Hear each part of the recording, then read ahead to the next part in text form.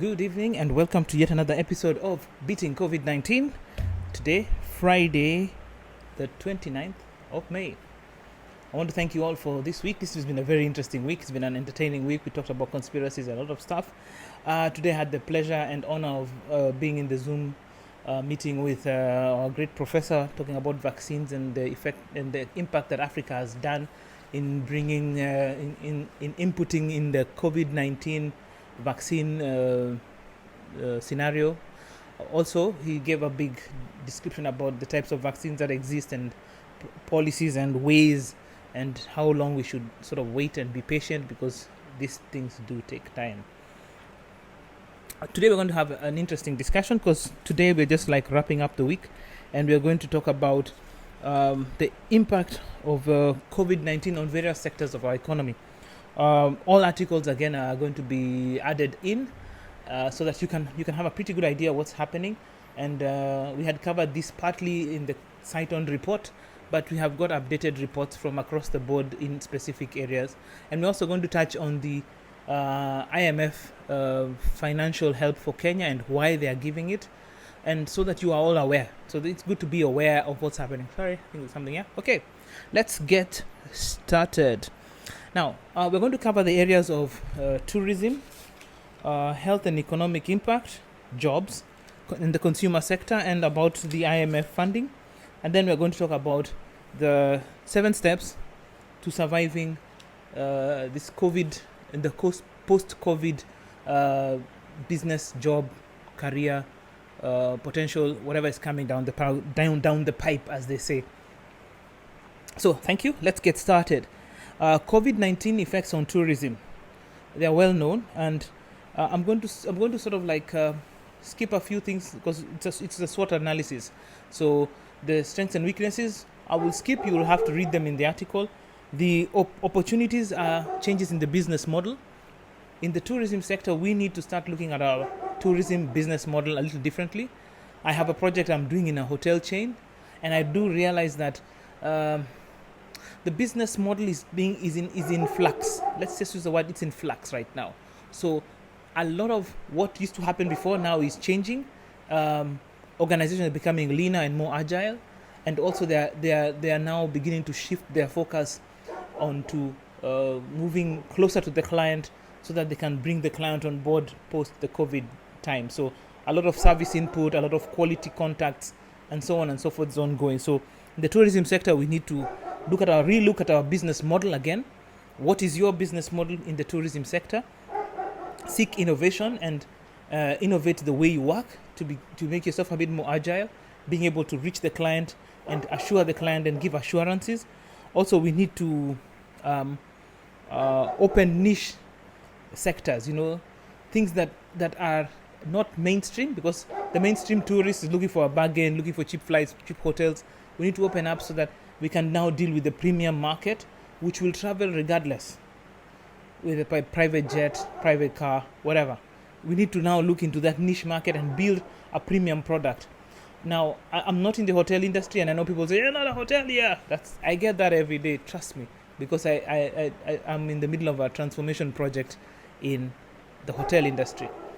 But I want to trust that because of the impact of technology, a lot of these opportunities are going to be data-driven and technology-driven, so that we can improve the service levels hotels have got, and also cut costs and make efficiencies and build into the systems new outlooks and outcomes in the hotel industry. It's going to take a while, but those are the opportunities. The threats are, of course, possibility of recession.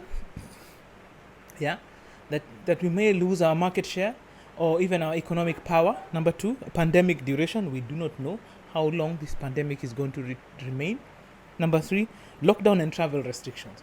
If we are too strict, we end up locking out our country from business from outside. If we are too loose, we end up having a scenario where people arrive and they pick the illness here, take it back home, and now we become a country with the travel advisory. So we need to balance between the safety of our clients and those who are coming in versus the vitality of the industry. So it's going to be a very delicate balancing act going forward. And I look to see how that's going to transform the tourism sector. Okay, on the economic impact front, right now we are in the health and economic sectors. We are stretching our resources. It begins to be a stretch. Hospitals need to be furnished and need stocks, ventilators and stuff. We are spending a lot of money stretching our resources to meet and cope with the pandemic. We don't know whether we've peaked yet, we've not peaked, it's going up, it's going down. Nobody seems to have a concrete answer. But right now, if you follow this week's lessons, we have also talked about has the predictions for Africa, the predictions for Kenya, we should have already peaked. But hey, the government needs to say that, not me. I'm just going by the papers I've read. We have a problem with tracking positive cases. We found out that we couldn't find 140 positive COVID patients. They are out in the wild.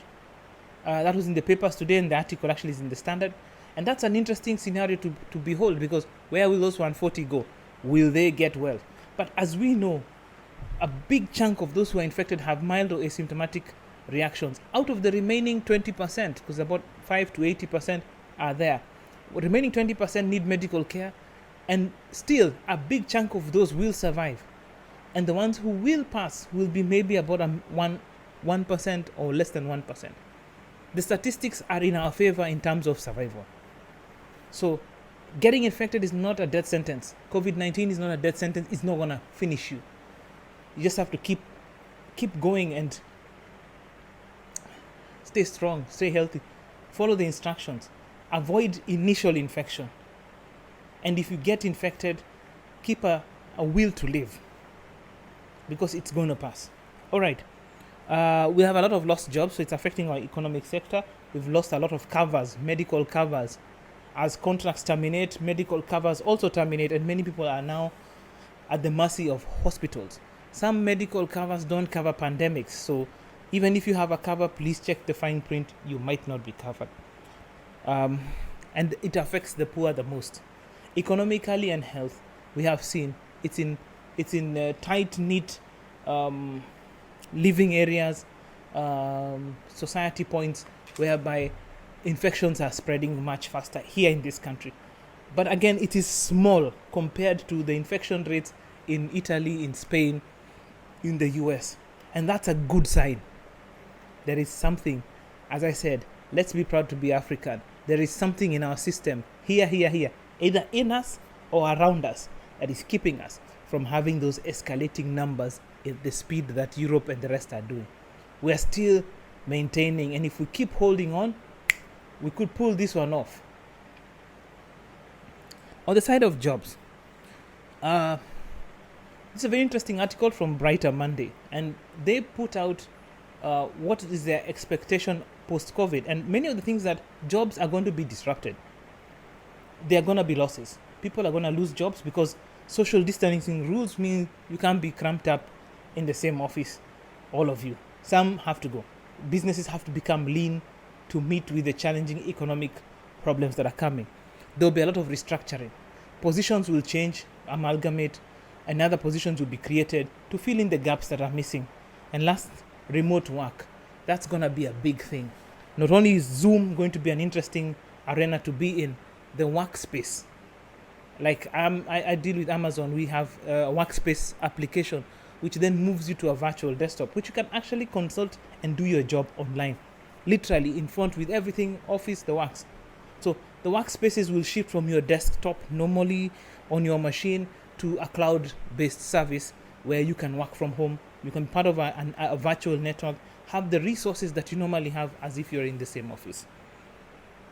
In the consumer sector, there will be a reduction in consumer spending. This is actually very interesting. It was put together by, I think it is Fitch Solutions. I will put the link there. You can sign up for the free copy of that report.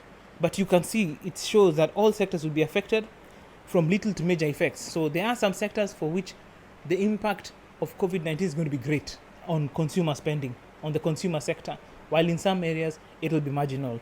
They do point out like alcohol isn't so much affected, but yes, it's one of those things. People are also avoiding retail congregations, like going to giant supermarkets and shopping malls or restaurants because of social distancing. Now, a bit about the IMF. IMF funding, what is it for? It's liquidity for, number one, A, balance of payments gap for 2020 for Kenya. We have a balance of payments which we are not able to meet. So we have sought emergency funds from IMF. Number two, B, safeguards for public health, so that we can be able to meet, if not manage, the COVID situation should it spiral out of control. Number three, support households and farms that are affected by the COVID-19 pandemic. And number four, it's a catalyst for other donors to also come in and get into the market into Kenya. Because if you have a rating from IMF, many other donors will find you fiscally viable. We only pray that we remain that way. Now, surviving and thriving. This is my 7 points, and they are just there in order of what I have seen and read, and just an aggregation of that. Number one, remote working. That is going to be a way of life, a way of work, a way of industry, a way of commerce. Remote working. Also, that means remote paying, remote services. That's going to be big. Number two, you need to keep healthy. A healthy workforce is a wealthy workforce. That one might be a new saying. Number three, we need to retool and innovate. Retool means if we were doing things manually, we need to start adding some automation. If we need to innovate, maybe we'll cut a few processes off and shorten some cycles that we have, so that we can be lean, agile, and fast. Because in the coming generation, only the strong will survive. Let's just say it. According to the recent report, they say about 75% of small businesses will be affected negatively because of COVID. And that is not a joke. That means less than 3 out of 10 businesses, small businesses, will have a good time this COVID, or will even actually survive it. I was telling somebody that it's better to be knocked down and reduced to zero, because you can start again. But if you come out of COVID injured, it might be a terminal injury. So take your losses, take your punches, and make your decision as to how you're going to run your business post-COVID. Patience. Look before you leap. We need to be patient in the next line of business, because a lot of things are in the air. I've been following flights and tourism travel and planes and companies seeking to fly outside Europe, especially to Mombasa. And I found that the date keeps shifting. We had a June date, then it became an August date. Now it's an October date. And it's all in flux. It could get closer if things get better, or it could go further if things get worse. So look before you leap. Don't just jump into every opportunity. Sometimes it's good to look in front of you before you jump. It might save your life and your business. Look for the niche. Search for the niche industry or business or product or service that can earn you a steady stream of income. We are focusing on the cloud, and our cloud solutions and our cloud services are coming online. We want to develop niche solutions for the small end business person to be able to survive and thrive in this COVID environment. You will not need to spend on office space. You can work in the cloud. I promised you a free interview if you're interested. I mean, a free session. Yeah, consultation. I can do that for you. Lastly, I want to throw in a bit of what I believe. Pray and walk by faith. It's so important to pray because it centers you. I shared several weeks ago the benefits of prayer. Actually, it's a paper written by the Institutes of Health in the US talking about the benefits of prayer, fasting, meditation. So it's not something far-fetched. I'm not preaching. I'm just telling you the facts. Prayer helps. Also, walking by faith means not walking by sight. Because if you walk by faith, it means you trust who is telling you to go. This has been my belief throughout this COVID season, the lockdown seasons, the self-quarantine that I've gone through, all the stuff that I have gone through during this COVID time. All I can say is that I ended up walking by faith and prayer. Those two things have kept me alive. They've kept me vigilant, and they've kept me going. Now, have I made money this time? No. But am I alive? Yes. Can I pay my bills? I do my best. And I urge you to look at life that way, as a glass half full, not half empty. And to close, I'll say, For we walk by faith, not by sight, living our lives in a manner consistent with the confident belief in God's promises. And that is 2 Corinthians 5:7 from the Amplified Version. Walk by faith and not by sight. If you keep your eye on the number, you miss the ball. I love you all, guys. It's been a good week. Tomorrow, I'm not so sure whether I'll be able to broadcast. I'm on a night shift, trying to do some essential work. I am essential for once. During COVID, I have become essential. So I'll be doing some essential services as a part of my job, and then I'll see you guys on Sunday.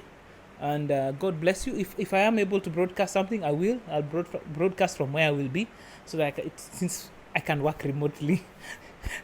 Yeah, I can work remotely. So I urge you all to have a good night. God bless you, and see you in the next one.